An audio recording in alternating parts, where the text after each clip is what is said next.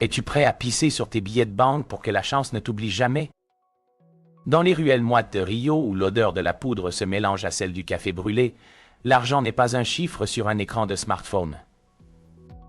C'est une bête sauvage, un prédateur qu'il faut gaver de sang, de cachaça et de rituels sombres pour qu'il daigne rester dans ta poche. Si tu crois encore que la richesse vient de tes feuilles Excel, tu es mort avant même d'avoir commencé. Au Brésil, le pognon est une entité vivante qui a soif, et si tu ne sais pas comment le désaltérer, il ira voir ailleurs chez celui qui a le cran de pactiser avec les esprits de la rue. Oublie les conseils de ta banque de quartier. Dans les favelas, comme dans les villas de luxe de Leblon, le vrai business se règle avec le candomblé. Imagine des milliers de personnes en blanc courant vers l'océan à minuit pile pour le passage à l'an 9 Wanir. Oh! Ce n'est pas une fête foraine. Ils jettent des bijoux en or massif, des bouteilles de champagne hors de prix et des parfums de luxe dans les vagues pour corrompre Yemanja, la reine des eaux. Un pot de vin mystique à l'échelle d'une nation.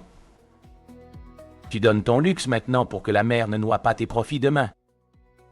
L'air est lourd, saturé par le parfum des roses blanches et la fumée des cigares, alors que la foule hurle ses désirs de billets verts face à l'Atlantique Point. Le premier jour de chaque mois, la folie devient domestique. Tu entres chez n'importe qui et tu vois des gens normaux souffler une poignée de cannelle en poudre depuis le seuil de leur porte vers l'intérieur. La maison devient un nuage brun et piquant qui te prend la gorge pendant qu'il visualise des cascades de pièces d'or. Pour un Brésilien, si ton salon ne sent pas l'épice forte, tu es déjà en train de faire faillite. Et pendant le réveillon, ils ne mangent pas des lentilles pour le goût, mais parce que chaque grain est une pièce de monnaie qu'ils forcent à entrer dans leur corps. Ils digèrent littéralement leur futur empire financier grain après grain. Le truc le plus dingue, c'est le contact physique avec le cache-pain. Au Brésil, donner un billet de main à main est une insulte au destin, une poisse immédiate que tu transmets comme un virus. L'argent doit être jeté sur la table frappée contre le comptoir ou glissé par terre. Il doit toucher le bois ou la pierre pour être lavé avant de changer de maître.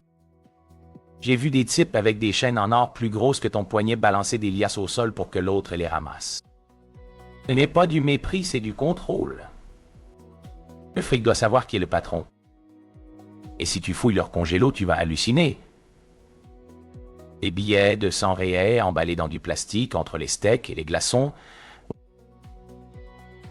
parce qu'ils veulent geler leurs dépenses, paralyser la sortie de l'argent par le froid. C'est une camisole de force mystique pour leur portefeuille. Le bruit de la glace qui craque quand ils sortent un billet pour payer une dette est le son d'un destin accompli à sa volonté. Au Brésil, la thune ne se demande pas poliment, elle s'arrache, elle se congèle, elle se souffle et elle se danse avec une rage que ta logique ne pourra jamais comprendre. Si tu veux peser lourd, arrête d'être poli avec ton compte en banque et commence à traiter ton argent comme l'esclave de tes désirs les plus fous.